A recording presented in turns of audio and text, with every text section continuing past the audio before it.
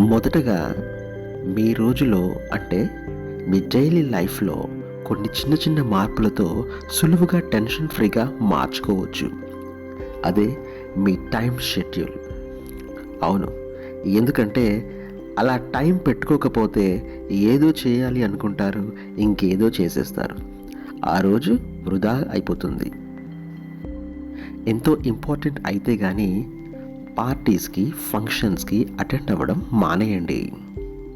ఏం పర్వాలేదు, వారు కూడా అర్థం చేసుకుంటారు మిమ్మల్ని.